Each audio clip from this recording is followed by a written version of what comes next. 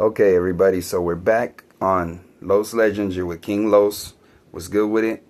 We actually have our first live interview, and this person wanted to remain anonymous, so she's gonna stay off camera, and she wanted to change her name. We're changing her name for just for peace of mind on her part. So she's here to talk about addiction that went on in her home years ago, things that she went through with friends, with family. So that's pretty much what we're gonna do all this whole episode. We're just kind of gonna tap in with her and see, what she went through and what the struggles were with everything. And thank you, ma'am, for coming in today. This is we're talking with Miss Penny Diaz. So you lived in we were talking earlier, you lived in a home that your father was drug addicted, right? And alcohol addicted and dealt with alcoholism. How was that? What did you have to go through? What did you see? All I remember is, it's every night, every morning, they would just be drinking, smoking. They would always have parties, and every time they'd have parties, it would be late at night. And they'd invite a whole bunch of people over and just start smoking and drinking. Okay. And so, you have any sisters or brothers? Yeah. You do? 2 sisters and a brother. 2 sisters and a brother. Okay, and you're the oldest, or? No, I'm not the oldest. No, second oldest? Yeah. Third oldest? Second oldest? Okay, so you've seen a lot then. You had to deal with a lot, and you had to go through a lot too. You said you had 2 little sisters, so they had to deal with everything too, right? Yeah. Okay. How would they act after were you scared? Were you traumatized? Is there still things that you have to deal with or think about that bothers you till today? Just worried about how my mom's doing. And so your mom's still drug addicted right now? Oh, okay. All right. So still dealing with some of that drug addicted behavior, hoping that she's all right, hoping that everything's good with her. What would she do, once they got drunk? You know what I mean? Or high, or whatever it was that they were doing. How would they act differently? Or would they be happy or mad? Or do you remember? They'd be kind of upset and lose motivation to do anything. So I had to be taking care of my little sisters. Oh, okay. So you had to grow up really quick. Yeah. Well, that's something that a lot of people talk about, and I notice that it's a big problem here in everywhere, really. It can't just say in Tucson, but everywhere all across the whole world in general, that the older siblings usually have to take care of the younger siblings whenever things like that happen, and family are drug addicted, or they're dealing with the problems that they deal with, or they deal with just the misuse of alcohol and drugs. It can really, you're right, it can really, really take a toll on people and how they act, or what they do. Losing motivation, I can understand that because I was an alcoholic. So losing motivation, losing hope, losing any kind of faith in something that you want to be or you think you can be, but you keep on telling yourself that you can't because of the drug addiction and everything else. So what would you have to do for your sisters? When you're talking about you had to take care of them, so. My youngest sister, I had to change her and feed her, and same for my sort of older sister. Had to feed her too. Okay. Okay, so you had to feed them, change their diapers, Yeah. clean them up, take them a bath and all that. Okay, so you were really stepping up. Um, so are you still in contact with your mom right now? No. No? But you want to talk to her. It's not that you're mad at her or anything like that. Okay, all right. So you want to have contact with your mom. Okay, so that's a good thing. At least, you know, a lot of kids and a lot of people that are going through stuff like that, they really find, they hold on to anger and resentment. And it's really that's understandable because you have to grow up so quick that you lose your childhood, you lose a lot of innocence in your life that you can't get back. And but that's good to hear that you don't hold any kind of resentment. You hold resentment towards your dad? No. No? Okay, and you mentioned that you had a stepdad. So, was he abusive or? Yeah. Yeah? Or he was abusive, he hit you, or? Mm-hmm. You don't have to answer that if you don't want to. But he would drink too, though? Like they would both drink and do drugs and stuff. Okay, so, like what have you done to try to move on? Like, to get on with your life and to put everything behind you. Have you done that yet, or are you still working on it? Or Kind of working on it. I mean, I just kind of will remember things from the past that I'll never forget. I am mad at him just because he was the only one that was abusive. Mm-hmm. And so he was abusive to you and your sisters? no, just me. Just you? Okay. And it was your stepdad, so your mom had kids with him? My two younger sisters. Yeah. So you were a stepchild in that family, but I mean, you were your mom's biological daughter, of course. Okay. That kind of sums up a lot of stuff. Is there's a lot of stepchildren that are treated differently. They're not treated with as much love and care as other kids. They're not taken care of as much. They're not watched as much. That's why a lot of them like to go and they get into trouble or they're out on the streets. But it seems like you're in school and everything, right? Yeah, online. Yeah. Okay. So that's good. That's good. At least you're doing what you got to do. You're in school and you're about to graduate. So that's good. That's good. That's really something that you should hold. Like really like hold dear to you and be proud of, because I know a lot of young kids, they're not really proud of their accomplishments, even when they do accomplish something very big like finishing school. And just so you guys know, Penny's 19 years old, so she's old enough to be doing, you know, some crazy stuff if she wanted, but she's not. She's finishing school and she's getting in. Are you getting into college or what are you doing? We talked about something about beauty school, right? That's what you want to do? Cosmetology. Okay. Well, it seems like you're gonna be able to really excel in that. What got you into doing the cosmetology? Well, I had to live with my grandparents, so they obviously are, you know, old. So they couldn't really teach me to do anything. So I had to teach myself how to do everything. I started getting into nails and lashes, and I learned how to do them, and I really just want to invest in that. Okay, sounds good. Sounds like you know where you're headed in life, and that's a good thing to do. That's a good goal to have. You know, I know that cosmetology is blowing up right now. And, you know, there's women out there that just, you know, they make their own money and they can spend it how they want. And they're very independent, you know, and more power to them.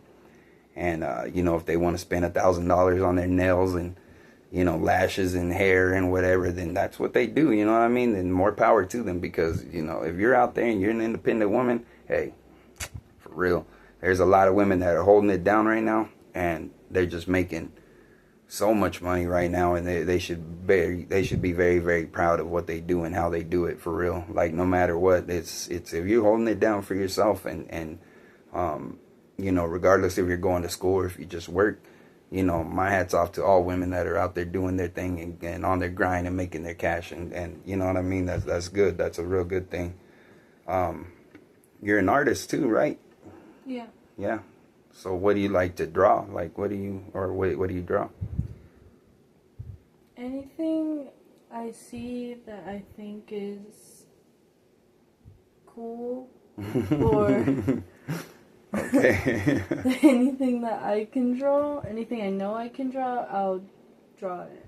Okay, so pretty much anything. What have you drawn so far? Like, is just, for instance, Angels. angels? Oh, okay, okay. So you. I mean, is it something where you taught any kind of higher power or spirituality or something that you pray to? I mean, we all have our own religions. Mm-hmm.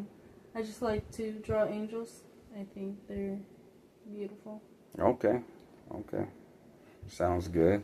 So, Miss Penny's an artist. She likes to draw, and she's about to finish her school. I think she said she's valedictorian, so she should be very proud of herself, and she should be very proud of what she's doing with everything that she had to go through and everything that she had to deal with as a young kid. And we all, well, a lot of us, like me, I was the youngest, so I never had to really watch after anybody. It was just, if I did, it was my nephews or my nieces, you know, it was just for a brief minute. It wasn't for, you know, like long periods of time and trying to, you know, just take care of them for years whenever their parents are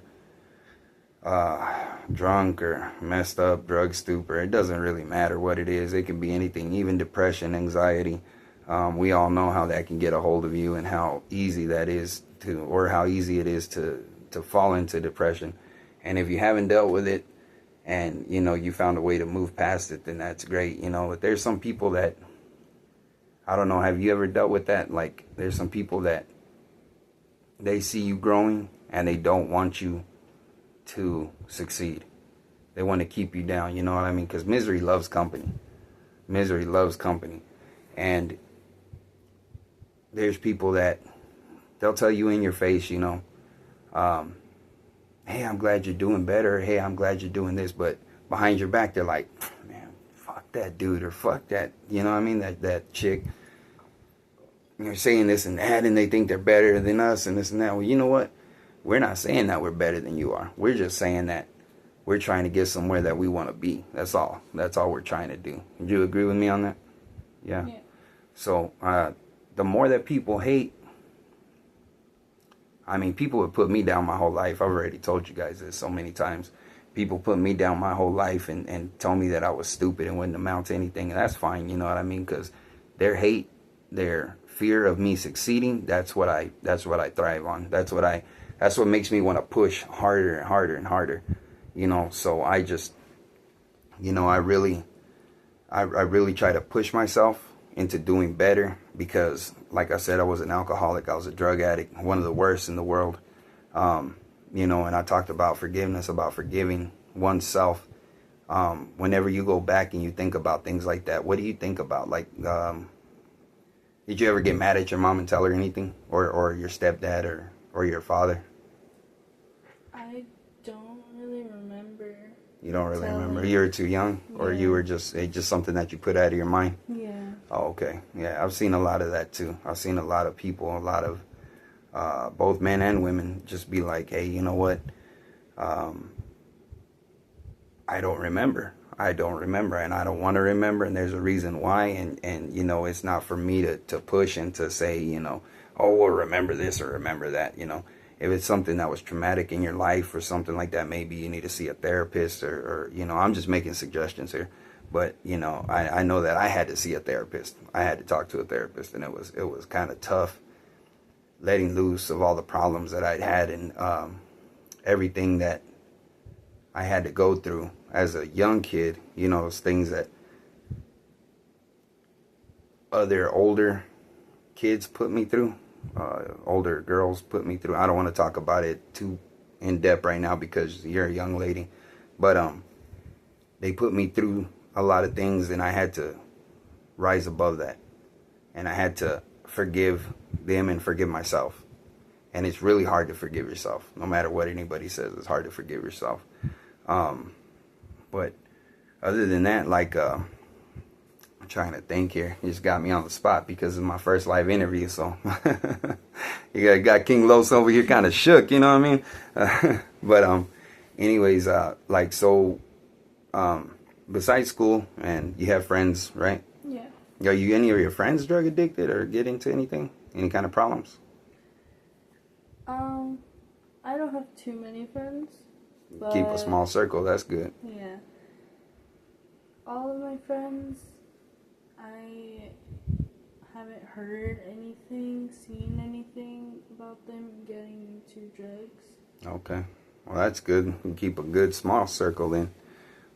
Usually, especially with young women, a lot of people try to push them into this and push them into that. And, you know, if you got to be a strong young woman to say no and to, you know, just do what you got to do. And I applaud and I have my hat off to every woman that, you know, I know that you guys go through a lot. And I just, you know, I wish that you didn't have to, but I can only imagine. And, like, trust me when I say I understand. Women get hit on every day, every single day, all day long, and you guys got to deal with this, saying no, or whatever, you know what I mean? However you guys tend to deal with it, yelling at a nigga, or, you know, just telling him to leave you alone or whatever. I'm sure it gets annoying, and that's just crazy that, you know, a lot of people don't know when to quit, and a lot of people don't know when to stop, you know what I mean? But I mean, no means no, and, you know, kick rocks and, you know what I mean, get on with yourself or something. Go and find somebody that does want you, or, you know what I mean, just leave that young woman alone, or even if she ain't a young woman, just leave her alone, player. You know what I mean? But other than that, like, what do you do for fun? Like, what kind of music do you like? Who's your favorite artist right now? Favorite artist right now? Mike Sherm. Yeah? Oh, okay. Mike Sherm?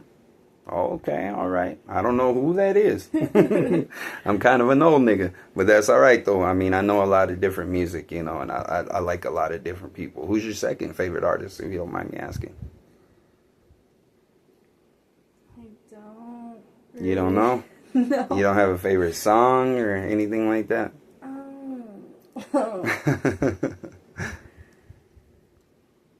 Chris Brown. Chris Brown? Oh, okay, Mr. Brown. Yeah, Mr. Brown's been he's been around for a long time. I remember when he first came out, he was just a little chubby little dude, little young dude. He was like 13 years old. I remember him and Justin Bieber, man. And you know, it's crazy because they're two of the artists that they came out when they were really young, and they kept it coming. You know what I mean? Like, a lot of kids, they'll lose their voice. They won't be able to keep it up anymore. And those two, they kept it going. They kept making hits and hits and hits. So there was a lot of artists that came out when I was growing up and I was young that they still, you know, to this day they do it, and they're in their 50s. Some of them, you know what I mean? Like Eminem. Eminem was young whenever he came out, and I remember when I first heard him, I was like, let's see, I think I was maybe like 13 when I first heard Em start spitting. And then, of course, before that, it was Snoop Dogg and Dr. Dre. And, man, just back in the days, just Run DMC, ODB. I can go on forever, man. I remember all my female artists, too, that I really, really, like, would listen to their music and everything. It was TLC and Aaliyah, Brandy. There was Queen Latifah. There was Lauryn Hill. There was, man, just so many that I could just keep on mentioning them forever. Right now, one of my favorite artists, and I don't care what anybody says. I know a lot of people run their mouth about him and say this and that and whatever, but I think he gets down and dirty with it. I think he spits the truth. I think that he's one of the greatest of all time, and he really puts his heart and soul, his spirituality into all of his music, and he says the things that he actually went through in life. Is my boy Gates, man, Kevin Gates. I got to give it to him. Like, I don't care what anybody says. Kevin Gates is one of the greatest of all time. And, of course, man, the baby, he's crazy. I love the way he spits, too. That dude is bad. He is bad, bad, bad. Like, I mean, he can just take any kind of beat and just rip it to shreds, man. I love the way he gets down. He's bad. He's one of my, right now, out of those two is I think they're the top two that I listen to. I kind of listen to a different style of music too, though, because I mean, I grew up on country. I'm a country boy. You know what I mean? I grew up on a farm, on a ranch, and I mean, I started out with country. So man, I can go way back with the country, like Patsy Cline, and nobody even knows what I'm talking about half the time when I mention these names, Patsy Cline, and just old school artists like that. Man, I can go on and on and on and on and on. Conway Twitty, Willie Nelson. Yeah, I know a lot of people know who Crazy Willie is, you know. But I mean, now I like Chris Stapleton out of the artists right now. Chris Stapleton, and I mean, Post Malone is kind of stepping into the country scene, and he's doing some things here and there, and it's all right, you know. And going back again is, I mean, artists, any kind of artist, country artists in the 90s, Reba McEntire, Clint Black, Alan Jackson, George Strait, Brooks and Dunn, Travis Tritt, just John Michael Montgomery. I can just go on and on and on about all the artists. Shania Twain, like they're amazing. Dolly Parton was like huge, you know. And I listen to a lot of country. I like a lot of country. I can go into R&B and all that, but you know, like I said, man, my boy Gates, he really speaks in a way that you can tell the struggle in his life was real, and I can relate to it like 100%. You know, what it's like to really have people hate you and do as much as you possibly can for them, and they still hate you, and keep on pushing and keep on pushing, having women betray you, having all this stuff happen. And it's just, you know, the stories that he tells, they're like a really great story, and it's the truth, you know. As a matter of fact, man, it would be a blessing. I speak it into existence and manifest it right now, that on TikTok, y'all gonna have all my info and everything, and I'm saying it right now. Mr. Gates, Kevin Gates, or the baby, or any of y'all, Roddy Rich, man, any of y'all that's throwing it down right now, any of y'all that's the old school artists, it don't matter. My phone number's on there, my Gmail's on there. If you guys want to call up, you don't even have to be on screen, you don't have to nothing. If you want to just do an interview on the phone, I'm with it, you know what I mean? But that's gonna be it for right now. This beautiful young lady that came in and told her story. May God bless all of you. And I just pray that you have peace, love, great sleep in your life, and that everything just keeps going great for you, and God blesses you with everything that you want, the love of your life, everything, anything. You guys, if you're having problems with substance abuse, if you guys are having problems with your spouse and you still want to remain anonymous and just, you know, call up and you vent, you know, the show's here. King Los is here. Like, this is what we do. This is how we throw it down. This is what we're here for.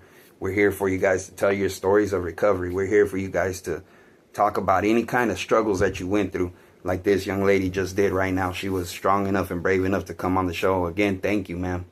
Thank you for coming on here and doing what you did, sharing your story a little bit. You know, I'm sorry that I rant a lot, but, you know, it's just kind of what I do. I don't know why I talk so much, but, yeah, so you guys have my Gmail. You guys even have my phone number, man. You can see it. I got the channel up on TikTok. Whenever you see this video, please like and subscribe. Thank you guys for tuning in. And just on the next one, we're going to do the same thing. Bring somebody else on the show and try to, you know, just have them share their story too. And again, you can remain anonymous. You can remain off screen, anything like that, to protect your, you know, your privacy and everything like that. But thank you guys for you that do tune in. I appreciate you guys. God bless you guys.